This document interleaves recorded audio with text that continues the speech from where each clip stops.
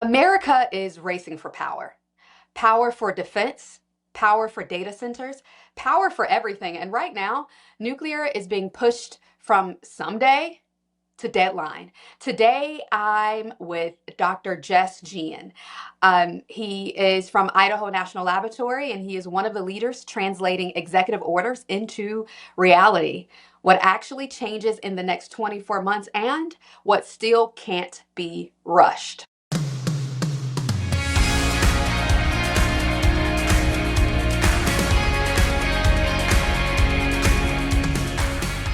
Welcome to Advanced Nuclear, the official podcast of UCAN Power, where leading experts, innovators, and policymakers explore the latest developments shaping the future of nuclear energy. Welcome back to Advanced Nuclear, the official podcast of UCAN Power, where we talk with the leaders turning next generation nuclear into real world capability on the grid and industry, and increasingly through national security use cases. I am your host, Dominique Cooper, and today I'm joined by Dr. Jess Gehin. He is the Associate Laboratory Director for Nuclear Science and Technology at the Idaho National Laboratory, the nation's center for nuclear energy research and development. Over the last few years, Dr. Gehin has been at the center of the work that makes advanced reactors deployable, from microreactor strategy to test programs to partnerships that help industry move from concept to data and from data to licensing. I have a quick note I need to share. The views and opinions you're about to hear are Dr. Gehin, his words, his perspective. Dr. Gehin, welcome to Advanced Nuclear. Thank you. Great to be here. Awesome. So I usually like to kick off the podcast going directly into the meat of the conversation. But I kind of want to shake it up a little bit if you're okay with that. Yeah, let's make it fun. All right. Yes. So before we talk policy, what's your personal why? Why nuclear? Why do you keep doing this work? Yeah, for me, it's a great question. For me, it's always been about the science and technology. So I got into nuclear in the 1980s, when I worked on my bachelor's degree, when nuclear wasn't as popular as it is now. But I was so, in fact, interested in the science and the technology of it and the immense amount of energy that nuclear can provide that, I got into this field and been in it for quite a while now. And super excited about where we are right now and the interest and the drive to get further nuclear deployed, let me say it that way. Oh, that's awesome. That's awesome. So for people who may not necessarily be familiar with INL, what do you want them to understand about what you actually do for the country? Yeah, so Idaho National Lab is a Department of Energy laboratory, is the nation's nuclear energy laboratory. It was established as the nation's place to do nuclear energy research and development and testing back in 1949 as the National Reactor Testing Station. So in fact, we just had this 2 days ago, the anniversary of the experimental breeder reactor 1 that started up in 1951, which was the first reactor to produce usable electricity. So we have a long history. We've had 52 reactors on site. We have 4 operating today, primarily for research and development, and we have somewhere around 10 that we anticipate will be started up on our site in the next few years. Well, that's exciting. It sounds like there's a lot happening, and you guys are definitely instrumental in leading the way as nuclear becomes cool again. Yeah, I think it's now officially cool. So, Yes. and we developed the technology. If you look at the fuels, the materials, you look at modeling, simulation. We work with other laboratories, of course, on this as well. But we're at the heart of this in enabling these private sector developers to meet some of these really audacious goals that they have. Awesome. So let's talk about the administration and what's happening with respect to the multiple executive orders centered around nuclear. In your seat, what changes first in the next 24 months, and what will not move so fast unless we have the right resources and the right decisions are being made? Yeah, and so I would say things have already changed. These executive orders, it's been May, so it's been a few months now, have really accelerated, achieving these initial criticality or achieving the first chain reaction in reactors. They set a goal for 3 reactors. One of the executive orders set a goal for 3 reactors to achieve this initial criticality by July 4th. That started an effort by us and others to accelerate timelines of everything. So, for example, one of the places where we're going to test microreactors, the former EBR-2 dome, we accelerated that project by 11 months. So it's really driven this acceleration, support from the administration, addressing barriers and challenges to get to that point. Things have already changed related to authorization and streamlining authorization, maintaining a high standard of safety, but streamlining and removing unnecessary processes is already underway. We're going to finish up our dome construction in a couple months and install a reactor and be ready to go critical. And that's just one. There's several others that are seeking to achieve that. So that is much shorter than 24 months to achieve that. Of course, there's more work to do. These companies are going to have to, after they achieve initial criticality, bring this up to full power and demonstrate that operation, demonstrate safety. So that will be what follows. What has a lot of people excited is how rapidly we're going to get to turning some of these things on.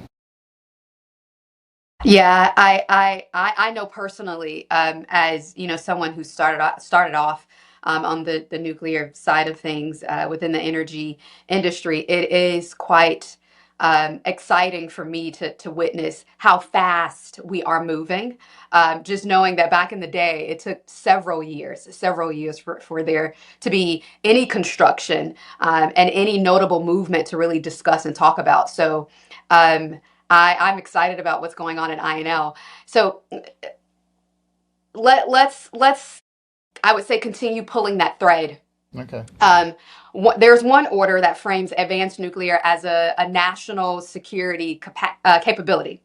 What does that mean operationally for INL? And what work actually shifts on a Monday morning with this EO that's in action right now? Well, we've been working with the Department of War, for quite a while now on a project called Project Pele. This is to develop a mobile microreactor, basically test to understand the technology and develop it. So we've been working on that for a while. In fact, the fuel for that reactor was delivered to INL back in November, like a month ago. So we already have the fuel here. BWXT is developing the reactor that will be tested out here to provide the information that will support future development.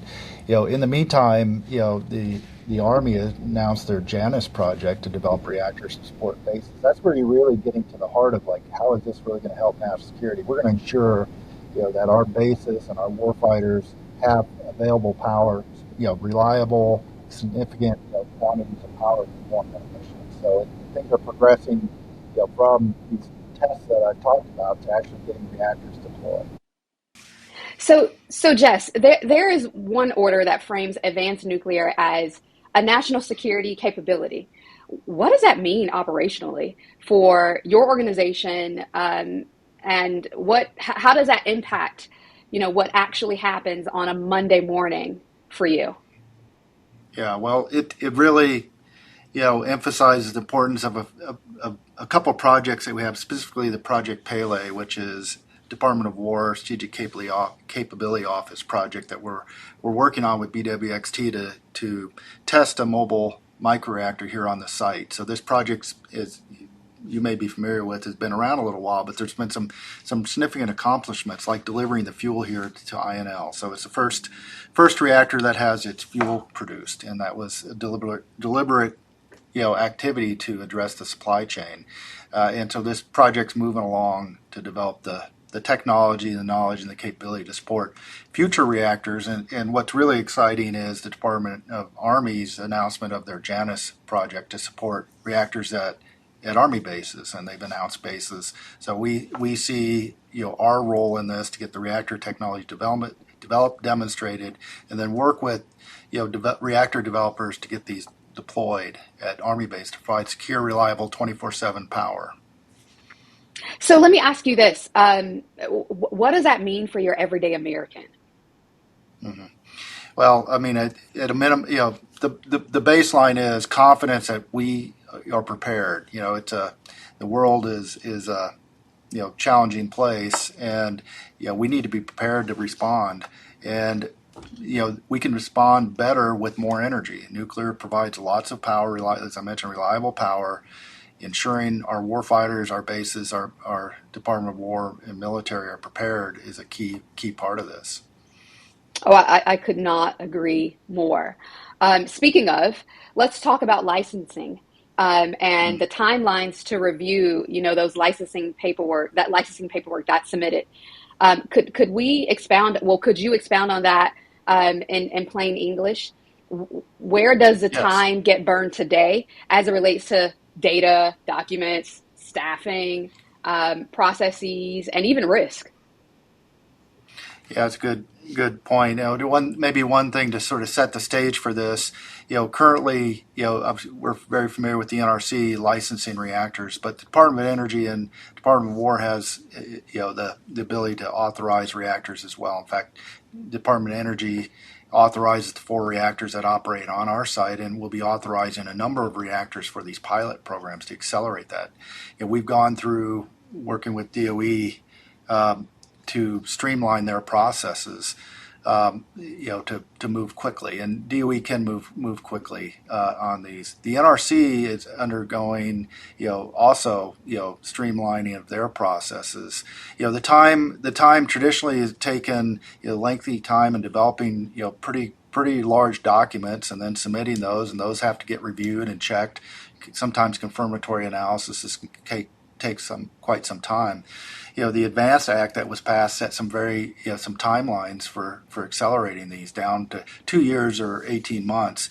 In fact, there was an announcement, in just a week or two ago on progress that the NRC has made in authorizing or licensing the TerraPower Natrium reactor that's over here in Wyoming, not far from us, and they were ahead of schedule. Typically we hear it takes too long, behind schedule, but there's a lot of attention to this right now to maintain and accelerate schedule. So we'll see more of that, formally through the NRC process, but we're already seeing it through DOE processes. I suspect that the DOW, Department of War, is working almost in lockstep with the NRC. But I'd say, considering that the Department of War has authority, to authorize the building of these nuclear power plants, how does that impact industry? What does that look like? Could you walk me through, a typical scenario where, the authority comes from the Department of War? Yeah, I mean, Pele right now will be authorized by Department of Energy. So there's a lot of engagement also with Department of Energy, and what DOE is able to do, and I think the Department of War will be very similar, is take a very direct approach, engaging with the reactor developers through a very, I would call it, flexible process to exchange information and answer questions. So just, if you think about the timeline, I'm most familiar with DOE, of course, for these reactor pilot projects that go critical July 4th. These projects were selected last August. So you're talking about getting through all the development, all that stuff, as well as the authorization in less than a year. That's sort of the speed at which, when it's a mission-focused authorization for, in our case, needs for Department of Energy, but also for the Department of War, that those processes can be accelerated and streamlined. Now, an important point is these processes, when I say they're streamlined, they're still held to a very high standard on safety. Nuclear has always held itself to a very high standard and a great track record on safety. So I wouldn't want folks to think there are corners being cut, because there's not. These processes have become bureaucratic and taking too long, and have gotten in the way of proceeding. So the streamlining helps us get things done faster. Right. So let me ask you this then. What have you seen, as you guys are working this out, that you would consider a non-negotiable, something that cannot be compressed? What process have you seen that there's no way that timeline can be compressed? It's a non-negotiable. I think timelines, it's a good question. We always look for, and we'll be looking for opportunities for compressed timelines. So I wouldn't say we're not necessarily pressing timelines. But I would say there are non-negotiables. For example, things that we work on here on qualification of fuel and data, we're trying to accelerate that. But having the data that supports your reactor safety base is incredibly important. That's a non-negotiable. It's got to be backed up with technical facts, knowledge, and data. And if you don't have that, you're going to need to take the time to get it. Now, hopefully, we can accelerate our labs here and how we do things as well. But those things are non-negotiable. So let me ask you this then. If you had to point to, let's talk partnerships, right? If you had to point Mm-hmm. to one or two platforms inside of INL that directly maybe accelerate deployment, what would they be? Like, what are they? I think And could you talk about the why? a great example. I think maybe I mentioned this earlier on the dome test bed. So we've repurposed the EBR2 dome for testing of microreactors. The first reactor that will be tested in dome will be Radiant's Kaleidos reactor, and this will be a test bed for future reactors. But when these executive orders were passed, we were asked, like, how can you speed up getting dome ready for this first test, because we want to achieve this by July 4th. So our team went through and said, what's necessary, to support that test? What are those things that we can go to the contractors that are doing the construction and say, can we speed this up? What if we work, put in more hours per week, and those sorts of things. And we shaved 11 months off of that, which will be be fully capable of supporting this first reactor test. Construction will be done in a few months here and be ready to go. So I think if we put our mind to it and our effort to it on what really has to be done and when, we can definitely move faster. I love that. I love that. What has to be done and when we could definitely move faster, right? Like, so And it's definitely being it aware. takes Yeah, sorry for talking to you. It takes more if you want to accelerate, we got to make sure we have, of course, the the business part of this, the financial resources and things, and this is where the Department of Energy have come through as well, and Radiant, is a partner in this on working together. It's an integrated project, right? You just don't develop the test bed and then somebody puts a reactor in it, you go. So we've had to work closely with them, and there are many examples of companies that we're working with that with the same exact mindset. Well, I mean, it's almost Jess, it's almost like you have my prep sheet in front of you, because my next question was is largely focused on how partnerships, I think, has notoriously been a major force multiplier, not just in the nuclear energy, I mean, the nuclear industry or energy industry, but in multiple industries, right? Like, there's nothing better than having really good partnerships to accelerate whatever it is that you're endeavoring to do. So in this instance, what does a great partnership look like, both with universities and industry? And then could you also speak to what makes those partnerships fail to create real movement? And then also, what are the pluses? What are the pros with some of the partnerships that you're currently involved in? And then, some that may not necessarily have been announced yet that will also help in the acceleration of deployment. Yeah, that's really a great question. When I look back over the past decade or so, we didn't have as many industry private sector departments. Of course, partnerships. There weren't as many that actually were established. But it comes down to ensuring everybody's aligned on goals and mission. I mean, this is like very basic stuff. Yeah, we have to legally put agreements in place, come to an agreement on terms and conditions. Of course, the financial resources have to be there. Who's paying for what? Support from the government as well on these projects. And I think we've now established good processes for these partnerships. When you're not aligned or when you struggle getting agreements in place, things like that, that's what slows us down. The technical people on our side and the technical people on the private sector side are top notch and raring to go. It's these other processes that we have to make sure we move along. For universities, we have a large number of university partnerships as well, but most of those are focused on research and development. There actually are a few universities that are looking to deploy reactors at their sites as well. But it contributes significantly to our research, the research that they do, creating workforce development pipeline. As you can imagine right now, between the labs and these companies, there's a lot of demand for people, and so we're working hard to try to build the workforce. And Department of Energy has significant activities in this through their university programs as well. So the university engagements tend to be research that's earlier stage than, say, getting a reactor deployed, but we're seeing some crossover in that again with these university-based reactor deployments also. So workforce development is, I think you know this, just based on a panel we did not too long ago. Well, I guess maybe almost a year ago. Workforce development is definitely a passion of mine. That kind of, I would say, resurrected out of the things that I've seen. And so I definitely want to talk workforce development, workforce needs with you, just based on what you're seeing. If we were to build at the pace the country is talking about, to support these EOs, what becomes something that's limited first, or a trade that becomes limited at first? I'm talking about, like, is it within, like, the tradespeople? Is it within the engineering community? Are we talking regulators, or is it something else? I think it's all the above. The DOE's liftoff report, I think, identified, if we're going to triple nuclear energy, and now the goal is to quadruple it, we need 350,000 people to join the workforce in nuclear, and that's a huge amount.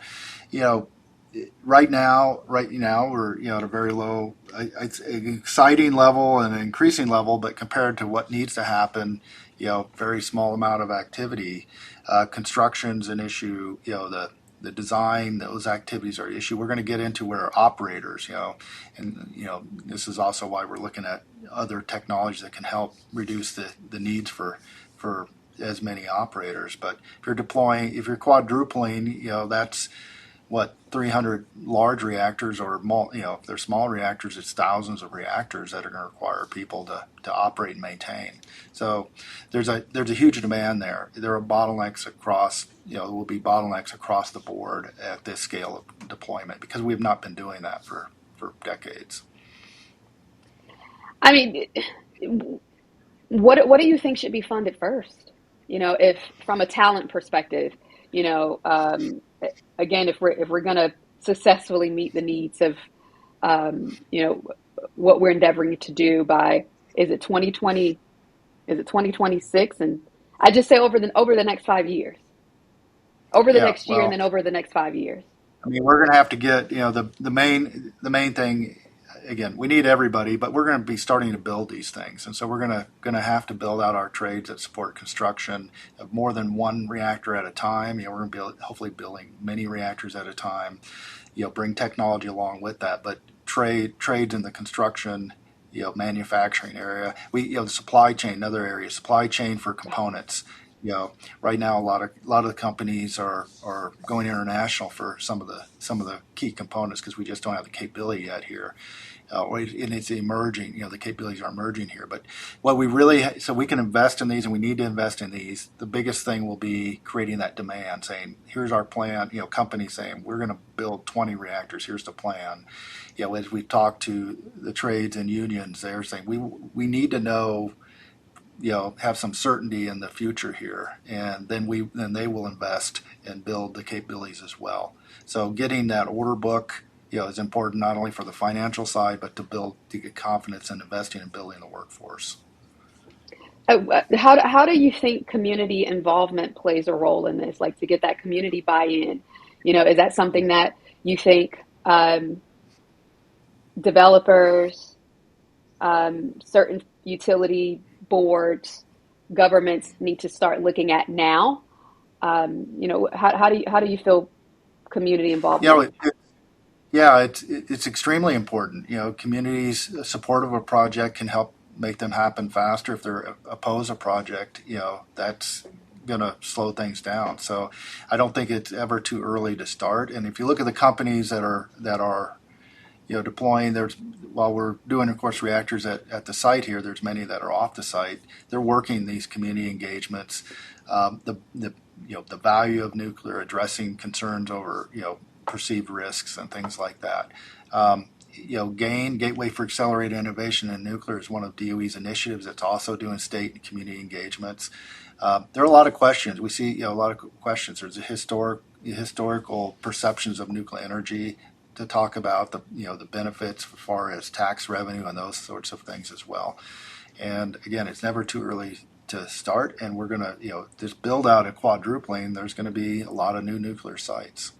Before we transition from workforce development, I want to cater to the students right now, just for a couple of minutes. Okay. For students that are listening, what should a high potential early career path look like if they want to contribute to advanced nuclear deployment? Yeah, there are multiple good paths. It's a great question. Of course, I'm in a research organization, so research we always think about as a good path. But trade schools, as well. Again, a lot of needs there. Great paying jobs there also. I mean, just sort of immediate things like our internship program here at INL is open.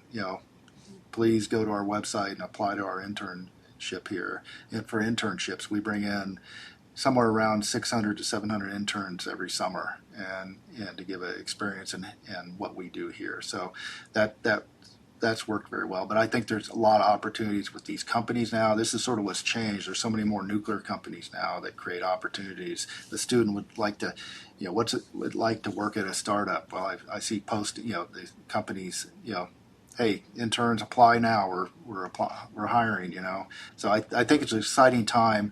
The advice I'd give any student looking at internships, choose a variety of these over if you can do a couple of them, because it gives you information on what you might want to do in the future. In fact, just sort of a story. I did an internship when I was an undergraduate. It changed the direction of my career. It was in nuclear. I was going to go one way, and I did an internship. Said this is much cooler than what I was working on. I'm going to do this, and went on to grad school to research that area, and ended up at the laboratory. And it these can be very impactful. The student experiences like that. I'm sure it enabled you to, really stay on the innovative side of things, right? Like you're right at the tip of innovation, working at a national lab, which I suspect there's never a dull moment, right? Like it's really not necessarily like a 9 to 5. This is my assumption. So Jess, you'll have to correct me if I'm mischaracterizing, but, just based on, what you've shared thus far and then the research that I've done and seen from, all of the work that INL is doing, it just sounds like you have, a plethora of exciting things happening. And that could be something very, I would say, enriching for someone, for a young student that's looking to discover what's in the realm of possible in the energy industry. So thank you for sharing that. Hypothetically speaking, if we were sitting here 2 years from now, what would make you say, gosh, we really moved the ball? Is there a possibility of you sharing just 2 measurable indicators to define that statement?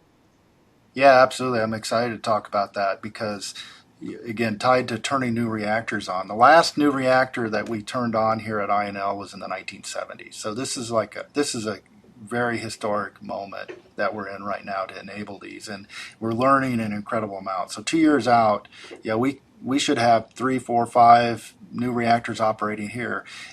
Equally or maybe even more importantly, off the site. There are Oak Ridge. There are several sites there where there will be reactors turning on in just a couple of years. There are other sites as well. So we just, it's great to do it at INL. If we can only start up reactors on our site, that's not going to get us where we need. So I would think in 2 years we'd have reactors started up here. We'd have reactors started up elsewhere, moving towards deployment of reactors of all sizes, microreactors, which will be the first one, small modular reactors, and then large reactors. A lot of of interest in deploying large reactors as well. The other thing is AI.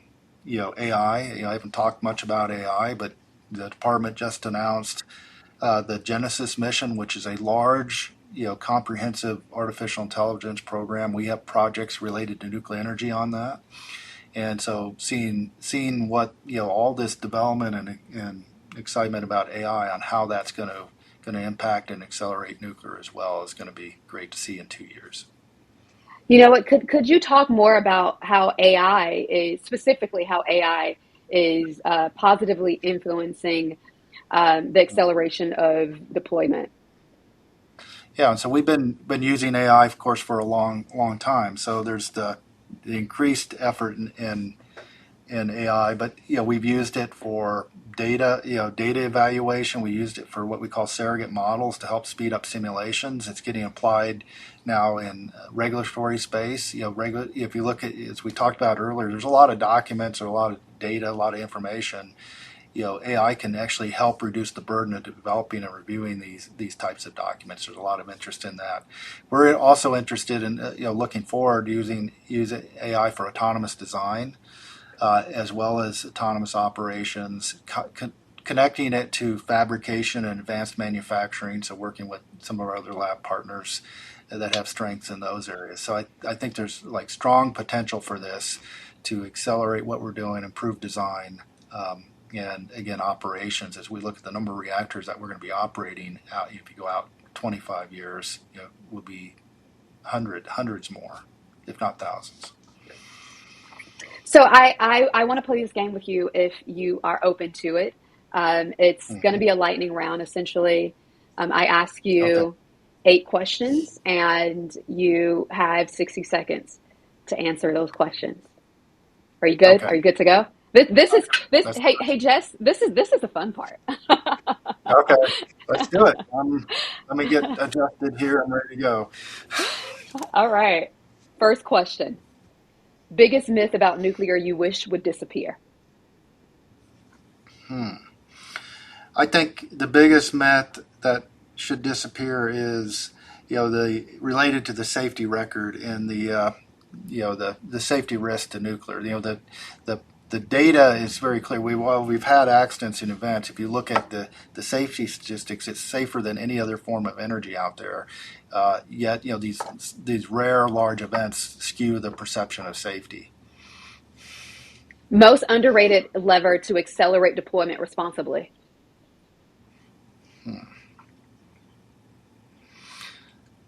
I think what's happening now to remove, say, bureaucracy and over process. Nuclear was developed at a time when a number of processes like quality and other things had to be established specifically for nuclear. If we could, eliminate those and treat nuclear as the way we do other industries, I think that would accelerate things tremendously. What's one thing policymakers consistently underestimate? Good question. I guess as a laboratory, I'd like to think they underestimate the amount of knowledge and experience and understanding we have in nuclear energy. It's been around 70 or 80 years.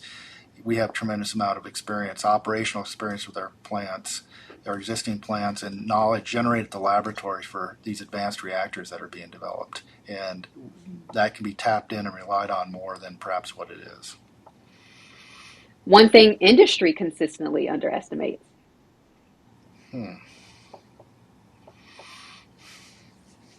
That's a good question.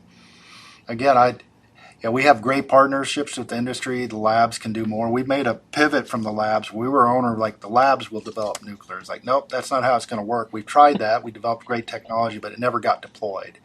But I would like the industry to reach out and engage the laboratories more, because we're here to help. We're here to solve technical problems, develop advanced technologies that they can adopt in the future, and support us in doing that. What's the most important trait in leaders building nuclear projects?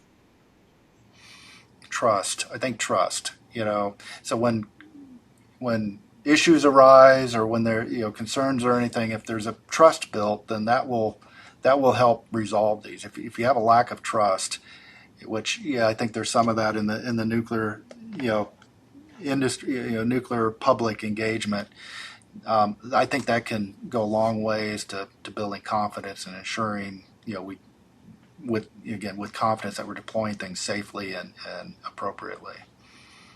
This is kind of like the last question that I ask you, but it's pulling the thread a bit more. What's a book, tool, or habit that makes you better at leading complex teams?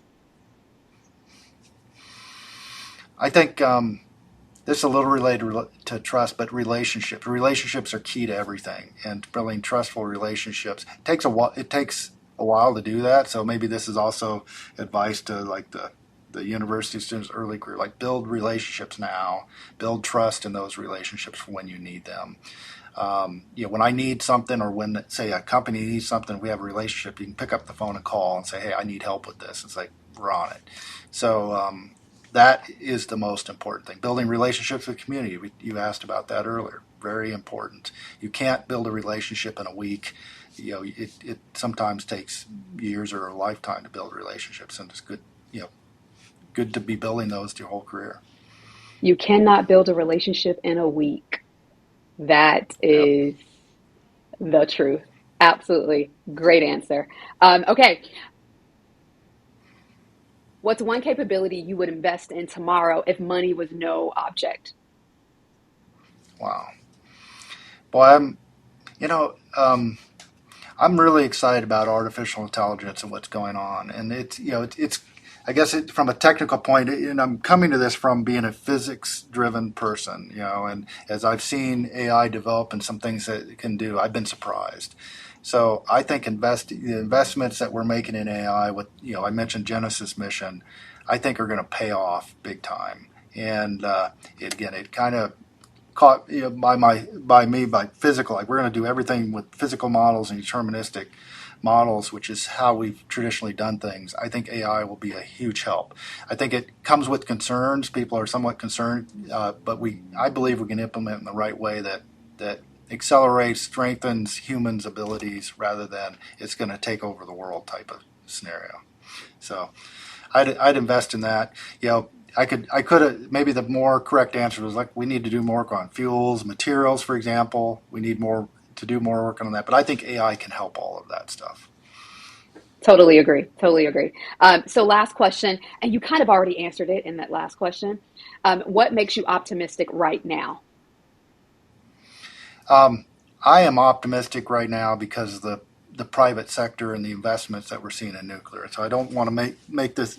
I didn't get into this field for money. It's not all about money, but if you don't have the resources, so the private sector investments, the drive from the private sector reactor developers has energized a lot of us at the labs as well. So without that, what we do matter, right? If we can't get things deployed and create a better future for everyone, then a lot of this doesn't matter. So I think that's been the huge development over the last 5 years. And you see, like, basically weekly of another announcement of a company raising more funds to support their demonstrations or support their technology development. I think that's key. The private sector interest and support is not just a government thing anymore. It's really is driven by the private sector. Yeah, I shared this with a friend not too long ago. You can have dreams, you can have great ideas, and actually they could be excellent ideas. It could be an idea that could change the way life is done in a specific area. But if you want to run fast and you actually have an imperative to run fast, you need the resources. And it's really Right. good to see, just as you mentioned, a lot of the support, the resources and support that we're getting, from entities that we would naturally, see want to invest in energy, invest in our future, invest in our national security. So thank you so much. Before we close, I would like to offer an opportunity for you to do closing remarks. Okay. Well, I'll just say thank you for having me on this podcast. UCAN is great. They hold many events. I've always enjoyed working with you and others at UCAN. I will say, this is the most exciting time in my life for nuclear energy. I've been in, as I mentioned, started in this career like, hey, it's the coolest field to get into, but nobody was building a whole lot back then. So my whole career has been set up for this, and a lot of us feel like this. We're here to see something happen. It's a different time right now. There's so much attention focused on energy security, and putting the U.S. in a energy dominance leadership role for the world, and I think we can really do that. So that's what I'm thinking about all the time. What can I do to enable that type of vision for the nation?